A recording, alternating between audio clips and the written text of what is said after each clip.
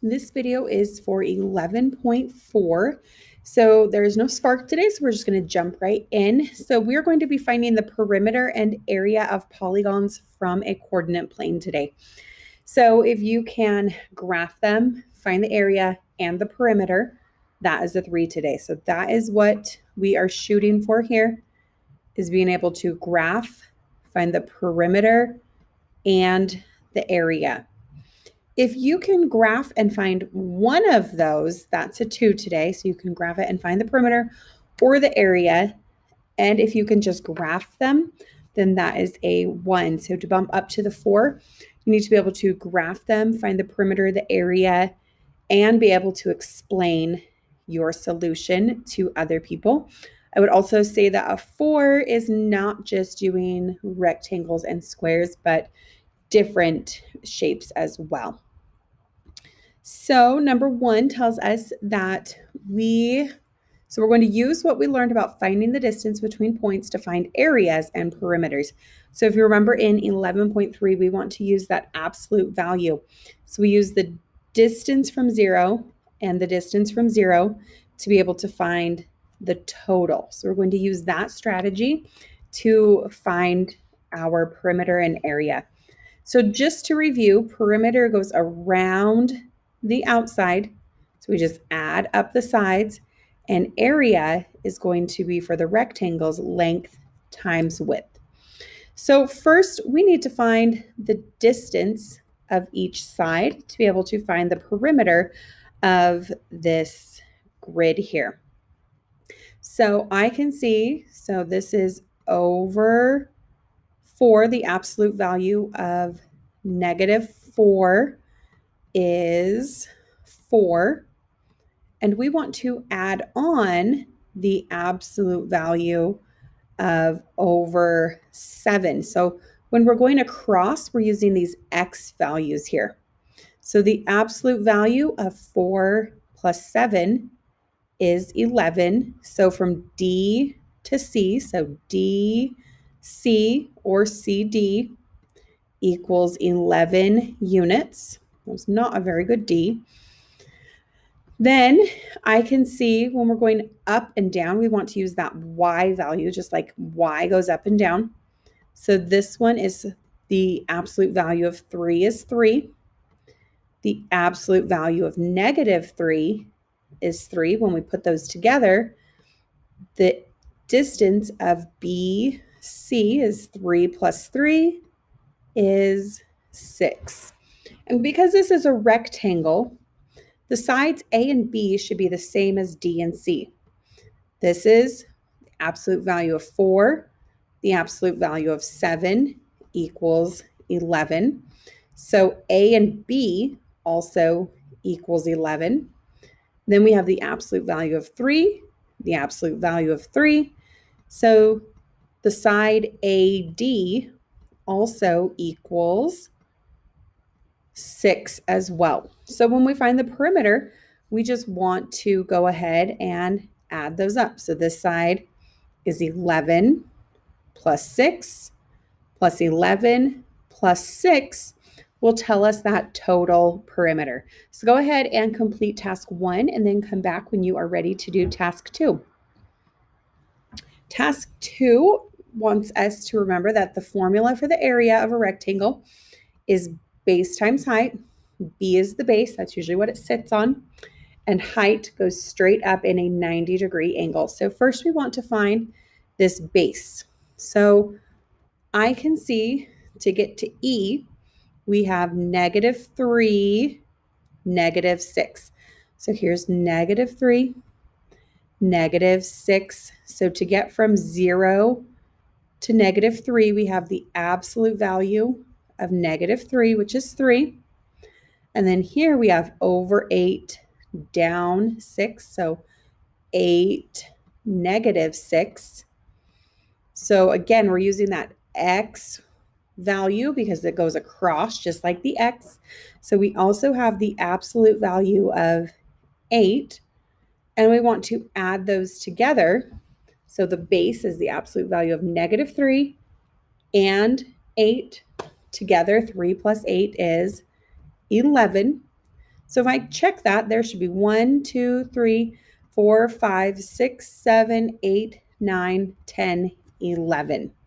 So on this one, it was pretty easy because it just counted by ones. We want to really use that strategy of finding that absolute value if your scale is not going by ones.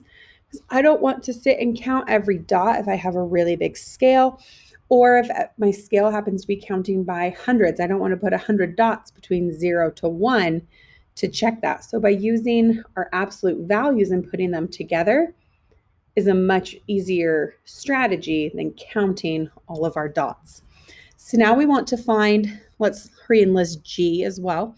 So over 8 up 6. So 8, 6. And so this time we're using our Y values.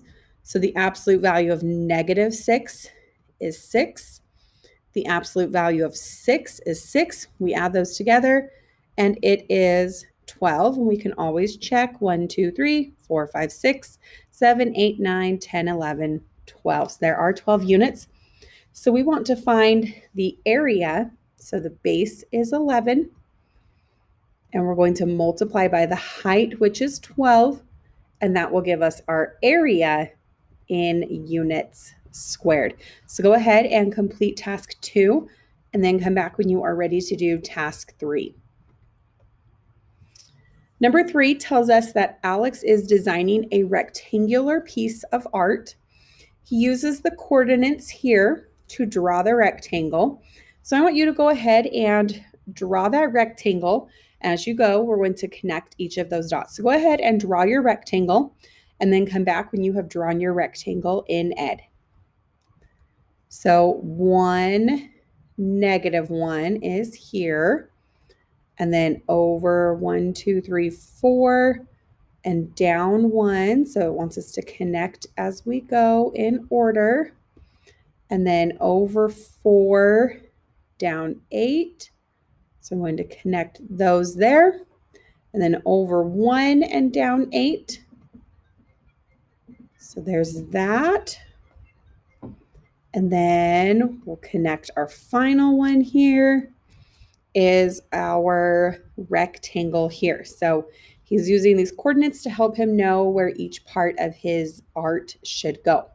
So we're going to assume that the length is the dimension of the longer sides. So this is our length. And so our width, so this rectangle is just turned on its side, and the width is the shorter side. So we want to find the length and the width. So one thing I noticed is that all of these points are in the same quadrant. So if you remember, if we're not doing this one and this one together, we want to do subtract because we need to get rid of all of this extra. So let's look here at this length here. So it's 1, 2, 3. So 3 is the width. And our length is 1, 2, 3, 4, 5, 6, 7. So before we move on, let's just try our absolute value strategy just to practice here. So when I am trying to find from here to here was this top part. It's similar to the X. So I want to use the X's and find their absolute value is 1 and 4, and then subtract them to get rid of that extra piece over here on the side that's not lined up on 0. And so 4 minus 1 is 3. And then if I go from 4.1 down, I'm using that y-axis to line them up. So I'm going to use my y's. The absolute value of -1 is 1. The absolute value of -8 is 8. 8 minus 1 is 7. So as long as you're following the x's and the y's, when we're in the same quadrant, we subtract to get rid of that extra. So we have our rectangle that looks like this, and we know our width was 3 and our length was 7. That means this width is 3 and this length is 7. So we want to find the perimeter. So remember, perimeter just adds each of the units, just kind of walking around the outside. So, and it's just going to be units. It's not squared because we didn't multiply. We just added each part together. We could unfold it into one straight line. So it's a single dimension. So find the perimeter.